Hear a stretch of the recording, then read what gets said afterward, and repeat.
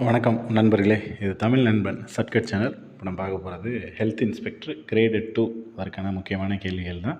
நம்ம ஃபஸ்ட்டு ஒரு 3500 கேள்விகள் கொடுத்துருந்தோம். அது இல்லாமல் இப்போதைக்கு ஒரு 3000 மறுபடியும் ஒரு 3000 கேள்விகள் அப்படின்றது அடிஷ்னலாக ஆட் பண்ணி கொடுக்குறோம். முன்னாடி வாங்கின நபர்களாக இருந்தீங்க அப்படின்னா வாட்ஸ்அப்பில் மெசேஜ் போடுங்க. உங்களுக்கு அதுக்கான ட்ரைவ் அப்படின்றது கொடுத்துருவோம். அதில் ட்ரைவில் பார்த்தீங்க அப்படின்னா ஒரு டாப்பிக்காக தான் ஆட் ஆகும். இப்போ வரையும் 3 டாபிக்ஸ் அப்படின்றது ஃபஸ்ட்டு 3 யூனிட்க்கு உங்களுக்கு கொஷின்ஸ் அப்படின்றது ஆட் ஆகிருக்கும். அடுத்தடுத்து சிறிது ஒரு 2 நாட்கள் அல்லது 3 நாட்களில் முழுசாக 21 டாப்பிக்குமே உங்களுக்கு அப்டேட்டட் கொஞ்சம் டஃப்னஸ் இருக்கிற மாதிரியான கேள்விகள் அப்படின்றது உள்ள இடம்பெறும். அந்த மாதிரியான மெட்டீரியல் அப்படின்றது தான் எடுத்துக்கிட்டு இருக்கோம். ஸோ கொஞ்சம் அது கொஞ்சம் பேசிக்கானது இருந்த மாதிரி இருந்துச்சு அப்படின்னு சொல்லியிருந்தீங்க. ஸோ அந்த காரணத்துக்காக கொஞ்சம் உள்ள டீப்பாக அண்ட் டெப்த்தாக போயிருக்கோம்.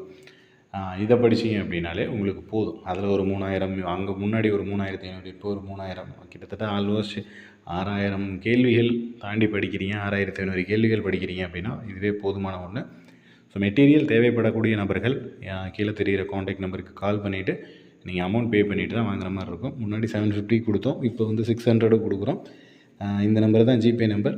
இதுக்கு பே பண்ணிவிட்டு வாட்ஸ்அப்லேயே மெசேஜ் போட்டிங்க அப்படின்னா பிடிஎஃப் ஃபார்மேட்டில் உங்களுக்கு கொடுத்துருவோம். இது இப்போ புதுசாக எடுத்தது ட்ரைவில் தான் வரும். ஸோ முன்னாடி மாதிரி எல்லாருக்கும் ஃபார்வேர்டு பண்ணி படிக்கிறது கஷ்டம். ஸோ ஃபோனில் மட்டும்தான் பார்த்து படிக்க முடியும். பிரிண்ட் போட முடியாது, எடிட் பண்ண முடியாது, ஷேர் பண்ண முடியாது. ஜஸ்ட்டு நீங்கள் வாட்ச் பண்ணி பார்த்து படிச்சுக்கலாம். ஓகேவா? ஸோ இதில் இருக்கக்கூடிய ஒரு சில கேள்விகள் அப்படின்றது நம்ம பார்த்துடலாம். ஏன்னா சும்மா டெமோவுக்காக. எலும்பின் வெளிப்புறத்தை பாதுகாக்கும் உறுப்பு எது? முழங்கால் மூட்டில் உள்ள பாதுகாப்பு தட்டு. எலும்பு மெலிதல் ஏற்படுவதற்கான குறை இது முக்கியமானது. தசை சுருக்கத்தின் போது சார்மியார் குறைவதற்கான முக்கிய காரணம். தசை சுருக்கத்தை நிறுத்தும் முக்கிய அங்கம் எது? நரம்பு தசை சேர்மத்தில் ஆசைடில் கோஷின் சுரக்காமல் இருந்தால் தசை என்ன ஆகும் அப்படின்றது. தசை தளர்வில் முக்கிய பங்கு வகிக்கும் அயனி.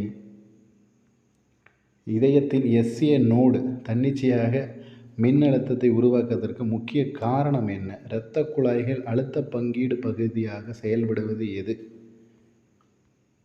இரத்தத்தில் காணப்படும் எந்த கூறு திசுகளில் செல்லும் ஆக்சிஜனை கட்டுப்படுத்தும் முக்கிய காரணம்?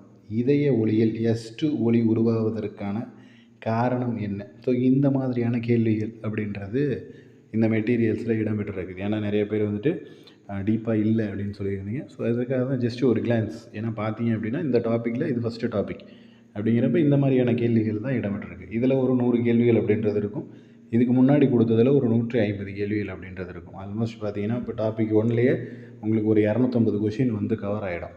உங்களுக்கு ஒரு டாப்பிக்லேருந்து ஒரு 4 கேள்விகள்லேருந்து ஒரு 5 கேள்விகள் தான் மேக்ஸிமம் எடுப்பாங்க.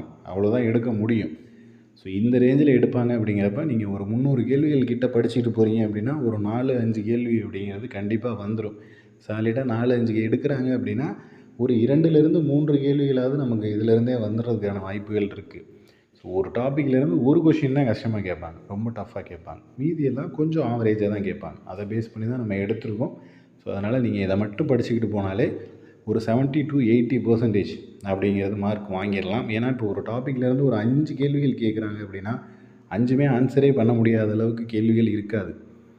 4 கேள்விகள் பேசிக்கானது இருக்கும், ஒரு கேள்வி ஒரு டஃப்பாக இருக்கும். இந்த மாதிரி தான் எல்லா கொஷின்ஸ்லேயுமே எல்லா டாப்பிக்லேருந்துமே கொஸ்டின் செட் பண்ணுவாங்க. எல்லா கேள்வியுமே அட்டனே பண்ண முடியாத அளவுக்கு யாருமே கேள்வி பதில்கள் கொடுக்க மாட்டாங்க. அப்படி எடுக்கவும் இது வரைக்கும் எடுத்தது கிடையாது. டிஎன்பிஎஸ்சி தரப்புலையே பார்த்தீங்கன்னா நீங்கள் இது தேர்வு எழுதும்போதே இந்த மாதிரி தான் எடுப்பாங்க. ஒரு மேக்ஸ் கொடுக்குறாங்க அப்படின்னா ஒரு 24 மேக்ஸ் கொஞ்சம் படிச்சுக்கிட்டு இருக்கிறவங்களால போட முடியும். ஒரே ஒரு சம் தான் போட முடியாமல் எடுப்பாங்க. அந்த மாதிரி தான் இதுலேயும் ஒரு டாப்பிக்லேருந்து ஒரு 4 கொஷின் 5 கொஷின் எடுக்கிறாங்க அப்படின்னா ஒரு கொஷின் கொஞ்சம் டஃப்பாக இருக்கும், மீதி 4 கொஷின் ஆவரேஜாக தான் இருக்கும். ஒரு கொஸ்டின் 2 கொஸ்டின் ரொம்ப ஈஸியாகவும் இருக்கும். ஸோ அந்த மாதிரி பேஸ் பண்ணி தான் மெட்டீரியல் நம்ம ப்ரொவைட் பண்ணுறோம். ஸோ தேவைப்படுற நபர்கள் வாங்கிக்கலாம். இதில் வேறு ஏதேனும் சந்தேகங்கள் இருந்துச்சு அப்படின்னா கீழே கமெண்ட் பண்ணுங்கள். நெக்ஸ்ட்டு அடுத்த வீடியோவில் பார்க்கலாம். தேங்க்யூ.